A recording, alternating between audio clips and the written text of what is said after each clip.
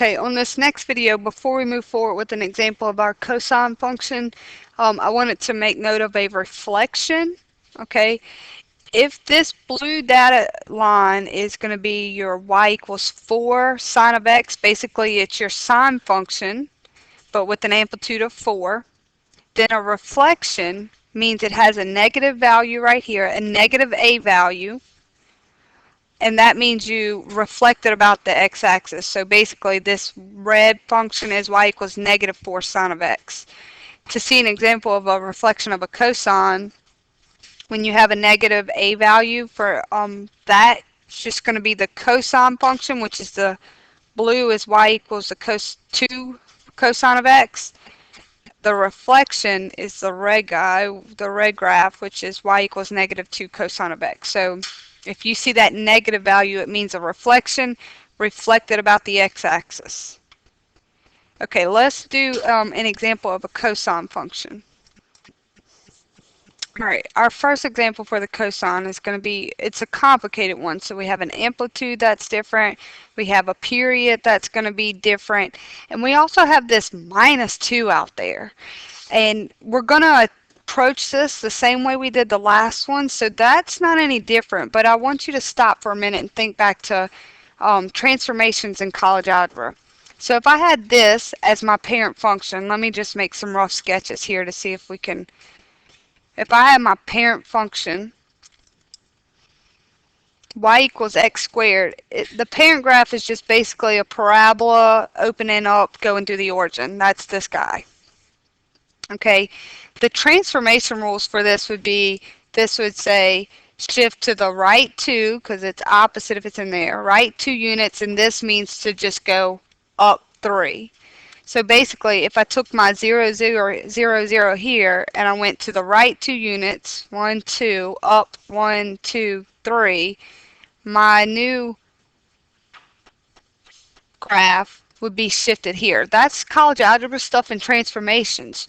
If you're good with your transformation rules hold true as well. So basically, this is my parent cosine function with a different amplitude and a different period, and it's shifted what? The entire graph is picked up and shifted down to. Now we're just going to work through this algebraically and approach it the same way we did that last one. I just wanted to make a note of that for transformation so that you can see the consistency in it.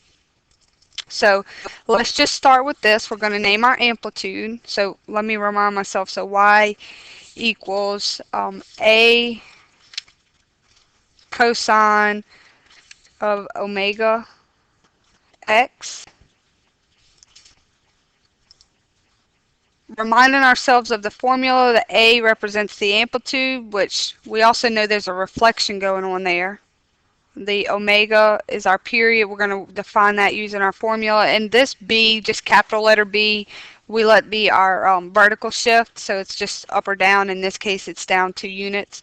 But let's go ahead and use our formulas to determine amplitude. So amplitude is going to be the absolute value of negative 4. So the amplitude is just going to be 4 units. Okay, our period, sometimes denoted capital T, is determined by 2 pi over omega. In this case, omega is what? Our omega, if looking at it in respect to this, is pi. Good. So now once we simplify that, it means a period occurs in exactly 2 units. So one cycle all the way through of our cosine is going to be determined in 2. Now, just to be consistent with what we set up here and saying, all right, let's start with our period, divide it into 4 nice increments, determine what that value is, and then add those increments to get 4 nice points, x values. So we're going to do that same thing because I want to just try to be consistent with you. All right, so we take, for our scratch work, we take our period and let's divide it into 4 parts. So that's just, if you saw it as a fraction, 2 divided by 4, it means each time we're going to increment over another half. So when we set up our xy table, xy, we start at 0, we're going to go over a half, right? This one's easy. We start at 0, 1/2, and we go over a half. That puts us at what? 1, 1/2. Let's just write it as a fraction. That's 1 1/2. Write it as a fraction. 1 1/2 plus a half is just going to put us at 2. So nice x increments. Remember, we take whatever our increment is and we add it each time to get to the next one. And on the next page, we're going to do our evaluations and calculations. All right, on our next page, we have everything set up. Our table with our select increments. We're going to find the y values. We're going to write it as an ordered pair using this formula, this function that was given. So we're going to start by y equals -4 cosine of pi times our first x value is 0, so we let x be 0 there, and then subtract 2. So I'm going to come down here because I want you to see the algebra, and we're going to work this one out in its entirety. So we just be very careful here. Okay, order of operations, first thing we're going to do is pi times 0. So that's just going to give us -4 cosine of 0 minus 2. Now let's go evaluate cosine at 0. Remember, cosine is your what value? X value. Good. So go to 0. What's the x value? 1. So if I put in a 1 right there, let me just drop everything that I have going on. -4 times 1 is -4. Minus 2 is -6. So there's a lot of algebra involved to get that 0 there. So it's just going to be the ordered pair 0, 6. Okay, the second one, I plug in 1/2 for x, so that's right here. I drop down here and did that. If you want to pause it and check your answer. So this is just going to be pi halves right here. Go to your unit circle. Cosine of pi halves is 0. So plugged in 0. -4 times 0 is 0. 0 minus 2 is -2. That allows me to come up here and have -2. So my ordered pair is 1/2 -2. So I'm basically going to pause it in between each of these to finish filling out this chart. Alright, cosine, when x was 1, I jumped down here. If you want to pause it and check your work, we got our value to be 2. So we got the ordered pair 1, 2. Pause it and do the next one. Okay, next one we plugged in 3/2 for x, and then that gave us these calculations on the bottom.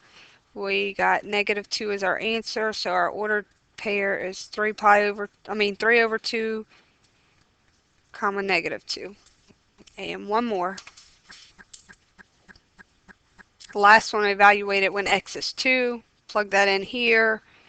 Work the calculations over there. Pause them if you need to take a minute. We get -6, so our last order pair is 2, -6.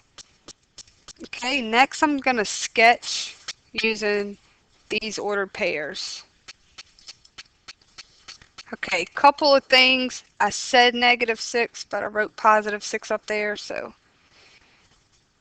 make sure we make that correction.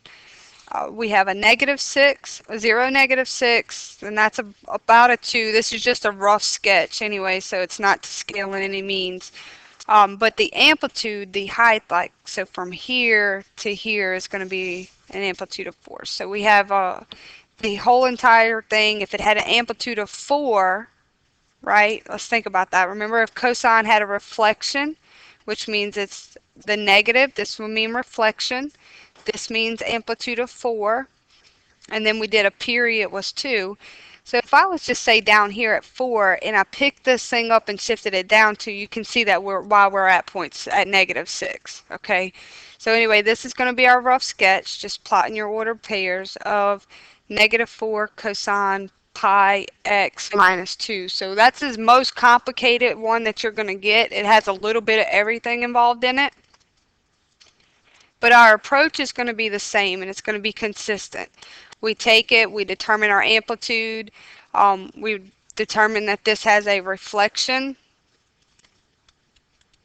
about the x-axis, okay? The amplitude, the height of that's going to be a 4, the period's 2. We then take our period and divide it into equal increments to determine our x value. So we say 1/2 plus a half plus a half plus a half. And then we always come over here and we evaluate this using our unit circle. And then last thing, plot your ordered pairs.